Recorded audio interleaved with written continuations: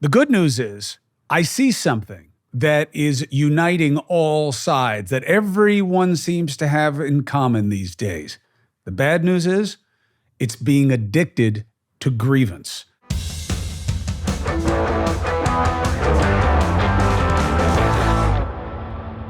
I'm Chris Cuomo, and welcome to the Chris Cuomo Project. I'm going to break down for you what I see as a common ingredient, or really a toxin, that is telling the story of how we feel about what's happening in Israel, to right here to Speaker in the House, to our government, to our culture, even to our sports. It's everywhere, and it has to be seen, exposed, and changed. Thank you for following. Thank you for subscribing. Thank you for checking out the free agent gear. That's why being a free agent, being an independent mind is so important, because the groupthink is gangrenous right now. It is making us sick. And I'll take you through it, because then you'll see it everywhere too. And then you can make choices for yourself about what you want to be a part of and what you want to say no to. All right? So, addicted to grievance, a bipartisan bombardment of you, of your families, with messaging that is incessantly negative. There is no more pitch of positivity. Nobody is promising to do anything good for you unless you see the good in them attacking the bad. Because everything is about vote for me because he or she or it or they are worse. I have to stop this problem. We have to stop this. We have to stop that. Nobody points to solutions. Why?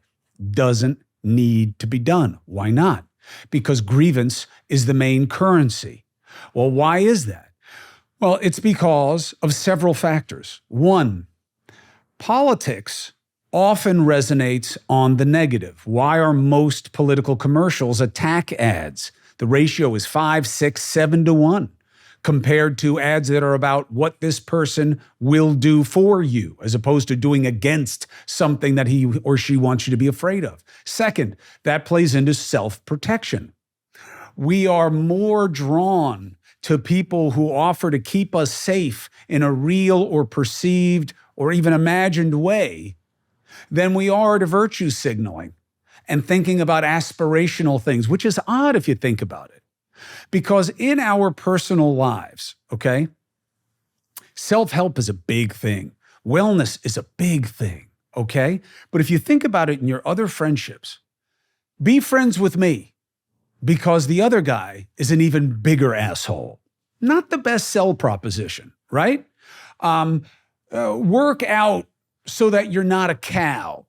That's not really how it works. It's about being your best self, what your potential is, how you can be more attractive, stronger, more functional, have better success at work, at home, with yourself. These are all positive influences, right? They're all aspirational things. But why is it when we get into these group settings, especially politics, and especially our reckoning of going from the micro to the macro political issues like the Middle East, we get so binary? And so drawn not just to the binary, but to the negative, the fearful, the hostile. Why? Self-protection, the strength of demagoguery, right? And the breakdown in trust. When I say that social media is proof of this disease, it's not that social media is bad. Social media is not good or bad. It is whatever it's used for. However, it does have some traits that make it a very interesting vehicle for propaganda. It's anonymous. All sources kind of seem the same. If something gets traction, it's automatically legitimate.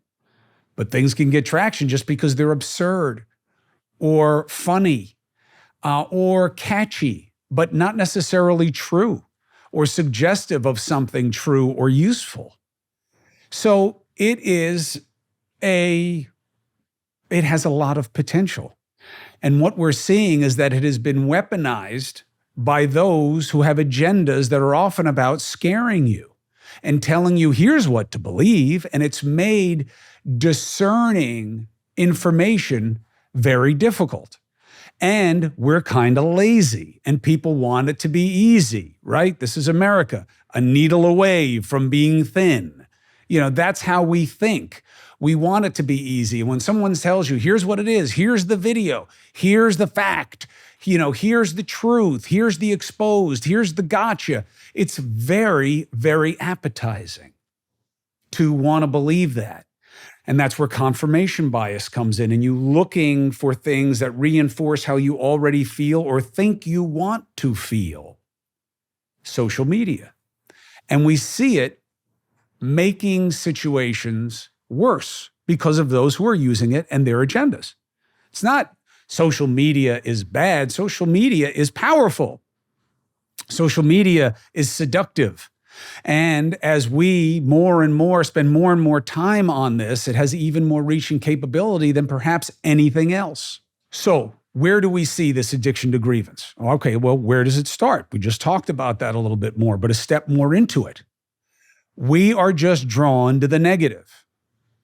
Why? Self-protection, satisfaction, ease of comparison, and things more and more, especially in our politics, being binary, the toxic twosome of left versus right. And one wins because the other is worse. And it's much easier for you to beat me in a competition by making me lose than it is for you to achieving a better standard, a higher bar.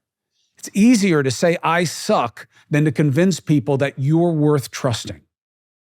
Think about it. It's true. And that's what we're seeing. And our system is going more and more that way as the rest of our culture evolves or devolves to embrace grievance as a legitimate end. Now, I remember being raised in a place and in a way and in a time when you would complain and people would say, stop bitching and do something about it. Stop whining. All we do is whine now. That's all we do is air grievances and say what bothers us. Look at the roots of wokeism. Look at Me Too. Look at cancel culture. These are all things that had goals of positive change, but they've been reduced to almost the sole metric of negative manifestation, whether it's in criticism on social media or media writ large or any other cultural forum. Having people lose their jobs, taking them down, bringing shame. But what gets better? Who even goes back and looks to see what positive change has come? What about the institutions who have been attacked or that have been attacked in the past? Does anybody go back and look and see if there are more progressive policies in place? If the people who we wanted to empower have been empowered? Are there just better processes and vehicles for people to be treated fairly and decently? Or has it all it done is spread fear and made it less likely that men will want to hire women because you never know if they're going to go bad on you? You know you've heard that. That's not the goal. That's not getting better. And we should want to get better, but better is hard and worse is easy. If you think about it behaviorally, it's so easy to get worse and so hard to get better. Let's go to McDonald's for 2-3 days straight, right? You know you're going to pack on 5-6 pounds of complete salty water weight and flubber. You know how long it'll take you to lose 6 pounds of quality weight or put on 6 pounds of quality muscle? What a metaphor. It's so easy to go bad, to be negative. And it's addictive to bitch and complain and to see yourself as a victim, whether you are or you're not. And to see somebody else as to blame for it. Very powerful in politics to give you someone to blame. I remember my father, may he rest in peace, had one expression that I never thought was catchy and one truth that was absolutely spot on. The expression was, any jackass can kick down a barn, but it takes a good man or woman to build one. Not catchy, but true. And he loved that expression. What's the point? The point is obvious, right? It's easy to tear something down. It's hard to build something. Let me tell you something. Gifting ain't easy. You want to know something that nobody ever thinks to give anybody, let alone their special somebody? Bedding. Yup. And let me tell you something. It makes a difference. Cozy Earth. Now, my wife, Christina, she's the wellness person, right? Purist, P-U-R-I-S-T. She's all about this. Where is it made? How's it made? Is it sustainable? Is it nice? Cozy Earth checks every box for people who are into being ethical about what they use. Sheets, clothing, bed clothing, accessories. It's going to be soft. It's going to be temperature sensitive for you. And the price point is good, okay? And think about it. People don't think about this kind of gift, but we all need and like this stuff. And if you're a guy, your stuff is probably crap, all right? Life-changing luxury pajamas. Ooh. Soft bedding, help you stay warm and cool. Lounge wear, big for my set, 50-plus dad bod. Plush bath towels. It's very good stuff, okay? Now, remember this too. Why do I dig it? They don't make it the way other textiles are made. They use bamboo, which is really easy to grow, is not destroying our rainforests or any other kind of foliage base that we need. Sustainable, baby. That's what it's about. You get the same or better quality and you're not destroying the environment. Win-win. Here's my gift to you this season. Go to CozyEarth.com, enter the code CHRIS, and you will save up to 40%. All right? Come on. CozyEarth.com, code CHRIS. Come on, CozyEarth.com. 40% off? Are you kidding me? And take a look there and see what kind of returns policy they have. You cannot lose. And I'm telling you, I use this stuff. I'm going to do one of these ads where I show you my own bed. Although I realized when I was thinking of doing it, how can you really tell what my sheets are like unless I had feel-o-vision? Luckily, we don't have smell-o-vision. You want to know what I love? You, but also ExpressVPN. Why? Got to protect my personal information. I'm tired of it. Tired of having conversations, and all of a sudden I start getting ads, and then I get these same people telling me in my job as a journalist that, oh, well, we can't do anything. We have to let people say whatever they want. Yeah, as long as you can take it to the bank. You ever wonder how they make money? They track our searches, our view, video history, everything we click on. They're building a profile on us, and they're selling it. If you use ExpressVPN, okay, it's an app, computer, phone, right? It hides your IP address from third parties. We know what that does. It makes your activity more difficult for companies to trace, and then they can't sell it to advertisers. And it keeps your online presence more anonymous, okay? Today's the day you get the VPN that I trust to protect my online privacy, which is everything. Why? Big bad tech. It is definitely at the door, okay? If you visit expressvpn.com/CCP, you can get an extra 3 months free on a 1-year package, all right? That's EXPRESSVPN, Victor Papa November, .com/CCP. expressvpn.com/CCP. Now, then there was something else that he was very much about that I thought, and it's not the campaign and poetry govern in prose, although this does feed into that as well, which is that you say all the things you're going to promise, but then when you get in there, you really don't do anything. And what that does is engender a culture of disappointment and a lack of trust. And people are more open to the negative when it comes to our politics and our governance and our institutions. So it's easier to sell them on it because they're kind of set up for that expectation anyway. And we see that in the Middle East. Israel is a tough analysis because they're the little guys surrounded by existential threats in the Arab world that all call for their extermination. It's not just about land. Okay, Golda Meir was right. The battle, former head of Israel, 5-6 years as prime minister. It's not just about land. It's about whether or not Jewish people have the right to exist anywhere. And that's the truth. Now, you may not want to see it that way because it makes it scary to be anything but supportive, but that's what it is for them. Yet they have such military and political might. So at once you can see them as David or Goliath, depending on your disposition. And what we see is there's nothing wrong, and it's not about just simple grievance to be in favor of the suffering in Palestine ceasing, but to just see that as a function of Israel's will is unrealistic. And it shows that what you're really doing is just advancing grievance. What's happening in Palestine is wrong.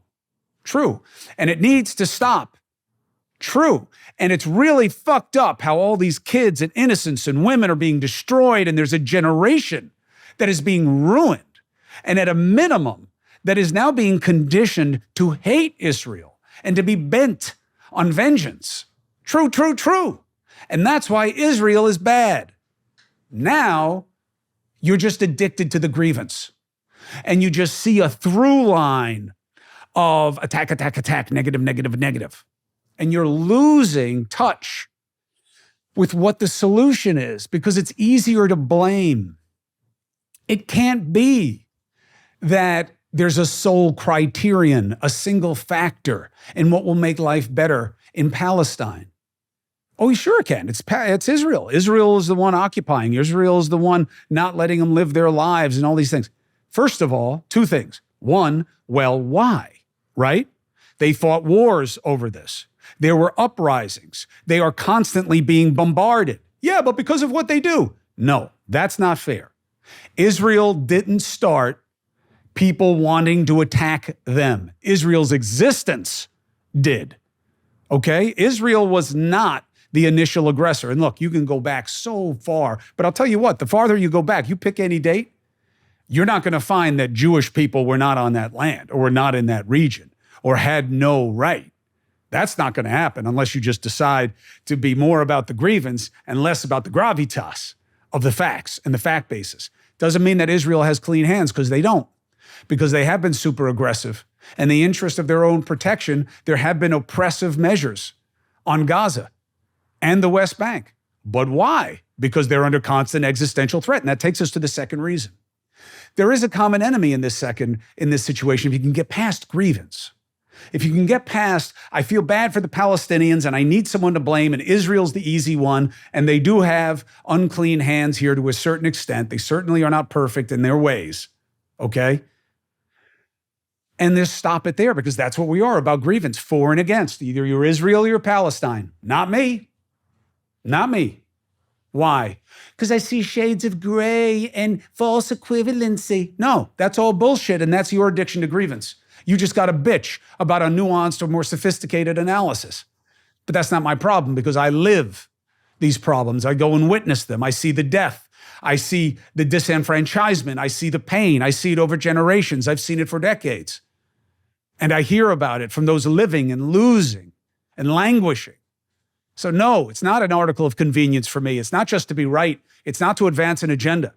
I'm not addicted to grievance. What I see, okay, is a situation where everyone is too happy to sit and watch bad outcomes because they work to their own advantage. That's what I see. And if you want Palestine to be free and to have a better way of life there and any chance at any kind of opportunities for optimism, it's never going to happen as long as a terror organization is at the helm. And that's what Hamas is. Ceasefire sounds great.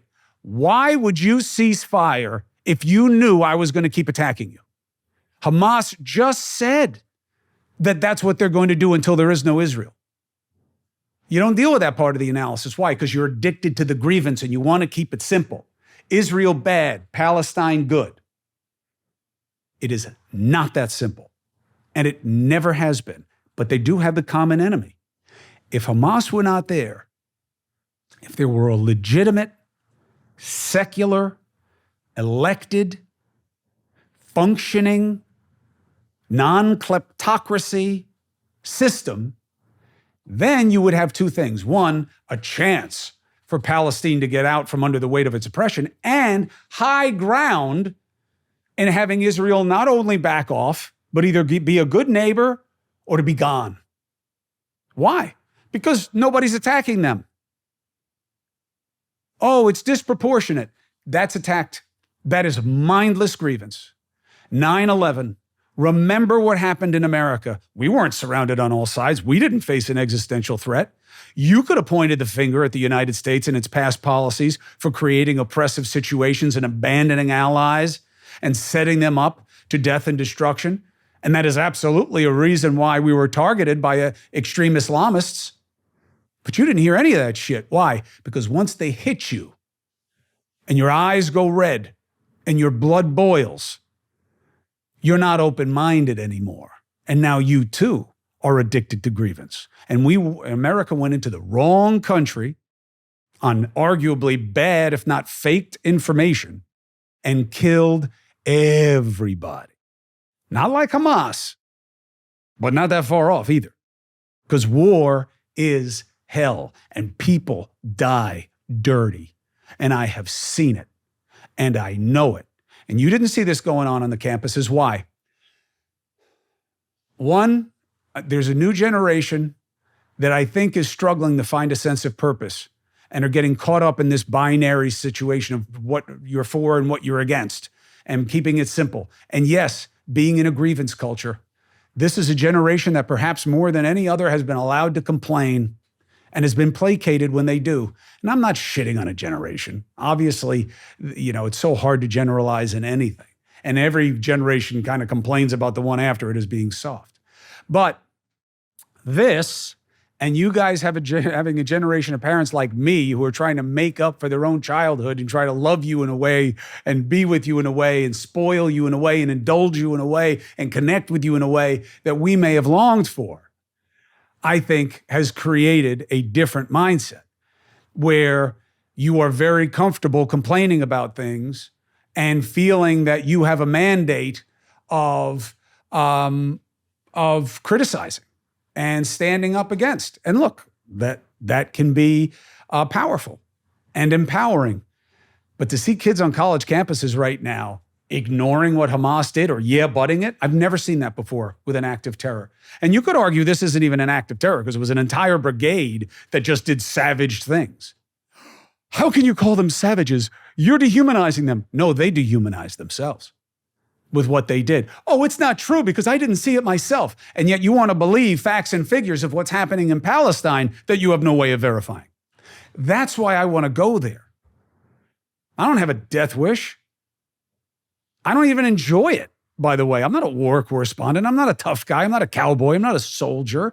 I have no illusions or delusions about myself. There's just no substitute for having been on the ground and seeing it yourself when I'm dealing with haters and hypocrites and people who are just addicted to grievance and want to make shit up or be selective in what they decide to argue. Why? Because I care about the outcomes. And I do want to see a generation of people get out from the yoke of oppression and not suffer and not die dirty. And how could you even ever accuse someone of willfully supporting genocide? Who do you think you are to say something like that? Well, but you support Israel and it's a genocide. You don't even know what genocide means, let alone blaming people who are actually legitimately the heirs of being the target of genocide of the same thing. How insulting. How rude. How wrong. The only explanation is that you're just addicted to the grievance. And it feels good to be against them and say the meanest things that you can because all you're about is the reductive tendencies. Oh, no, I'm for positive outcomes in Palestine. Okay, but you're not, you just came to this all of a sudden. This isn't the worst violence between these two. It's just the worst violence against Israel. How perverse and paradoxical that America is knuckling up for Palestine now when it is in the worst position it's been in terms of responsibility for the conflict in the region. Think about it. We've never seen this kind of savagery at the hands of even a terror organization, even Hamas. And now is when you believe Palestine has high ground? Because Israel is bombing the shit out of them? And I don't like that that's happening. In fact, I don't even think that it helps them in their aim, their goal of getting rid of Hamas. I don't think so. Why? Because I don't think you can bomb an idea out of existence. I think you're only emboldening it. But at the same time, I get why America did what it did after 9/11 of wanting to root out the people responsible for it. You could even argue that it's good politics. Certainly didn't hurt President Bush, and he didn't even go into the right country. Didn't hurt Obama, and he suggested He won an election largely because of an economic downturn that his opponent, may rest in peace, Senator McCain, said, I'm not the economics guy. And by saying we're in the wrong country, in Iraq, we should go to Afghanistan. And then he sent us into a place that is known as the graveyard of empires. Crazy. The roots of being addicted to grievance, that when you feel you've been wronged, anything you do is right. Prize Picks, largest daily fantasy sports platform in North America. The easiest, most exciting way to play DFS. It's just you versus the numbers. Instead of battling thousands of other players, pros, sharks, you pick more than or less than on 2 to 6 player stat projections, and then you just watch the winnings roll in. If you're as good as you think you are. You want to play alongside some of Prize Picks' favorite players, like rapper Meek Mill, comedian Andrew Schultz? You can now. You just find community plays under the promos tab of the app, and you view entries from some of the biggest names in the Prize Picks community each week. You get quick withdrawals, easy gameplay, and an enormous selection of players and stat types. And that's what makes Prize Picks the #1 daily fantasy sports app. Now, look, the fantasy game is new to me, but I'll tell you what, I like simple. And I like that I can go in there, I can see which stats I think I'm most familiar with on the players that I follow and just deal with that. And I don't have to worry about getting sharked by some fool who this is all they do on 10 different platforms, all the time, let alone just to make the game more exciting the way I do, all right? So, go to prizepicks.com/CCP and use code CCP for a first deposit match up to $100. Again, prizepicks.com/CCP. Use the code CCP for a first deposit match up to $100. Daily fantasy sports made easy. Listen, small business is all about efficiency and getting as much done as quickly as you can, as well as you can. That's why you need Indeed, okay? You get everything done in one place. The search, the interviewing, the upload of information. It's great. That's what Instant Match is. Over 80% of employers get quality candidates whose resume on Indeed matches their job subscription, and it happens the moment that you sponsor the job. That's what Indeed's data replies about why their system works. You sponsor an Indeed post in the U.S., you're 3 times more likely to get a hire. That's what Indeed's data has shown. 3 times, that's pretty good. Start hiring now. You get a $75 sponsored job credit. You can upgrade your job post. You go to Indeed.com/Chris C. Limited time offer, $75 job credit. All right, and that's pretty good when you think about it. Indeed.com/Chris C. Do that so you show some love for the show, right? Indeed.com/Chris C. Terms and conditions apply, as always, but if you need to hire, you need Indeed. That's where we are, because that's how we are right now. You are supporting Palestine, good. You want better for them, you should. But you are coming at it at a time when Israel has suffered the worst thing that we've seen and blaming them for it and excusing any way you want to look at it.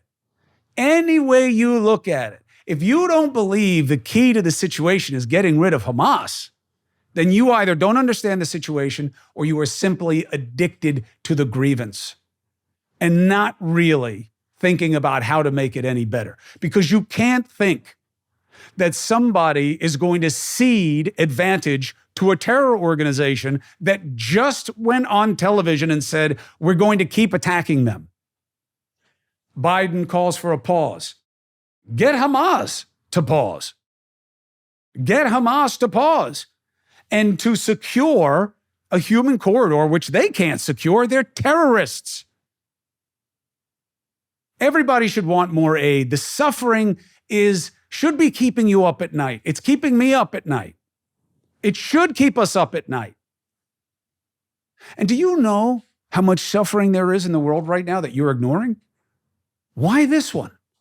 Is it something about Jewish people? Or their the cultural concept of them in our country. There's so much pain, there's so much fighting, there's so much death. And we have kids on college campuses in a way I've never seen in this generation, largely dismissing acts of terrorism and justifying it because of a misplaced sense of proportionality. After 9/11, America went into the wrong country and killed everyone it saw for years, killed the head of the country, then went into Afghanistan and did the same damn thing. Why was it different? We didn't have social media. That's a big difference. So there wasn't this platform for grievance and to attack what America was doing. But I think there were a couple of other ingredients as well. You are the ones who got hit. If you're American, if you're even old enough to remember, ask your parents. And when George Bush, the president then, walked out on the rubble and said, everyone's going to hear our anger soon, we applauded because there was vengeance in the air, because we were addicted and motivated by the grievance. Addicted to, motivated by. So much so that when the media started to expose that the basis of yellow cake and weapons of mass destruction that was supposed to be in Iraq were not only not there, but was probably in part fabricated, we got shut down. And guess by who? You. When the president's administration started saying that the media was going to hurt the morale of the troops and make it more dangerous for them on the ground, even though we were right, you told us to shut up and you stopped watching the news. Which, by the way, I suggest to you today, you should take in less social media and you should take in less media. And I'll tell you why. And be a lot more selective about your sources. Because it's feeding your addiction to grievance. As soon as you get on this fucking thing, you're going to get a million reasons to be pissed off about somebody or something and know who you think you should blame. We see it everywhere. Our party politics is exclusively about who is wrong. You don't think it leads you to bad places? We now have a Speaker of the House who says, you want to know what I'm about? Read the Bible. Really? Really? That's what you want to hear from the Speaker of the House in a secular Congress in America, where our religion is the Constitution. Oh, I'm okay with it. I'm Christian. Really? What if he said, hey, you want to know what I'm about? Read the Quran. And he was Muslim. You'd go batshit crazy. And you wouldn't be wrong. Why? Because we're not supposed to be ruled by religiosity. And I'll tell you what's even worse than that to me. I don't really care if somebody is led by their faith in terms of what their morality is and what way they think they should be. What scares me is when someone says in full-throated fashion that they're all about this faith, that the Bible is everything, and every word of it is true, which is nuts, but they don't live it. Because let me tell you something. You look at Mike Johnson's policies and what he's allowed himself to be a part of and what he's condoned, and you tell me he's WWJDing every situation that comes his way. He tried to overturn an election under false pretenses that he knew were false. And now, with that and all the homophobic things and everything he's said about protected groups, he says he doesn't even remember saying them. Yeah, that sounds Christ-like. He's living by the good book. It's the hypocrisy. Because while he's saying that to placate some, is just as addicted to grievance as everybody else. So much so that he threw in his lot in a fugazi fiasco of trying to undo this election because he didn't like the outcome. And as a lawyer, he knew or had reason to know it was bullshit. But he did it anyway. Why? Because he's addicted to grievance. And the Democrats will sit back and allow the Republicans to blow up a Speaker of the House. Why? Because we're addicted to grievance. And as long as they're doing worse, the Democrats are doing better. So they just went right along with it. Oh, yeah, you want to blow up your Speaker of the House and replace him with a religious zealot? Great. And they did it. Why? Because they're playing the same game. Oh, but they're not as bad. Don't make a false equivalency. The Democrats are better than the Republicans, but the game sucks. And they're all addicted to grievance, which is why the Democrats are home to people who are saying things that are too often borderline anti-Semitic. They have members of Congress, members of their party, that are shouting down with Israel. Last time I checked, America's not in the business, outwardly at least, of saying they want to see nations destroyed. We don't even say that about Russia or China. You don't hear somebody saying, I hope Russia gets destroyed. You know what would be nice? A real civil revolt in China and see the place blow up, become 10 provinces. Nobody's saying that. Why? Because at least outwardly, at least style points still are suggestive of not being addicted to grievance and not being about the destruction of all of your enemies. We don't go full Conan the Barbarian in terms of how we see our relations.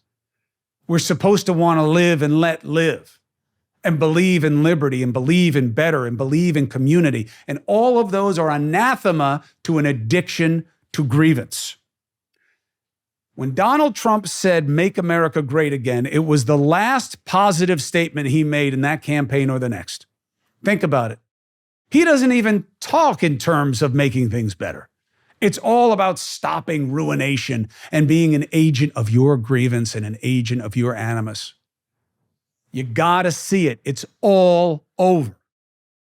It's in every controversy that comes up. It's not about the facts. It's about what's going to make you feel the way you want to feel. The media panders to it. You're seeing all these cottage enterprises pop up on digital media of people who are just playing to grievance. You name me one star in digital media, one outlet that is pushing positivity and solutions. You show me one person who's worried about immigration on a broken border who is as enthusiastic about what they believe will fix it as they are blaming the other side for why it's so bad. And you wonder why it doesn't get fixed? This is proof of the premise that I'm offering you. Why would you fix the immigration problem when the problem works better for you than working on a solution? Because we're addicted to grievance. We're not addicted to progress. America used to be. Bigger, better, more. Makers, doers. That's us. The New Deal, the Great Society. That's what we were about. How do we get this thing to get bigger and better and more money and more success? Right? Keeping up with the Joneses. Now it's let's figure out how to fuck the Joneses. The Joneses suck. That's what it's about now. And it's addictive. And it's destructive. Just like any other drug. And I see it everywhere. Why are the campuses the way they are when it comes to the Middle East? When it comes to Palestine, all of a sudden, seeing Jewish people afraid in America for the first time in my life, and with cause. Should we change our names? Take down your mezuzah. Should I say that I'm Jewish? What a disgrace in the country that is supposed to be the bosom of protection of the minority. Why? Because we, my brothers and sisters, are addicted to grievance. And I see it everywhere. And I know it's being fed. And I know it's being echoed on this mofo. I want you to see it too, so you don't let it take advantage of you. And you can start pushing people to come up with solutions and to not just be satisfied by hearing why somebody's worse. They didn't even vote out George Santos. Well, he hasn't been convicted yet. Oh, because that's the bar. That's the bar. They want to impeach Biden, right? They want to throw him out, but not Santos. You see what I'm saying? It's all being addicted to grievance. That's what it is. And when you're addicted to grievance, the only thing that matters to you is what's the bigger grievance? You don't go bad on your own. You go bad on the other guy. Why? Because you've got a bigger grievance against them than you do your own. That's why. No better, just worse. Wokeism, no matter what you see its manifestation or its birth or its intentions, it was always about awareness in all of its manifestations. It's literally about being aware, and that is to be done by seeing what's wrong so that you can fight for it to be right. Not now. Now it's just a measuring stick for who to destroy. Everybody looks at every situation about why it's bad and who is worse and why it's a danger. Nobody's promising you to make anything better because you are not demanding it. You're just demanding that they protect you from who and what is worse. And that's not good enough, not in America. What do you think? Do you see it the way I do, or do you see something else?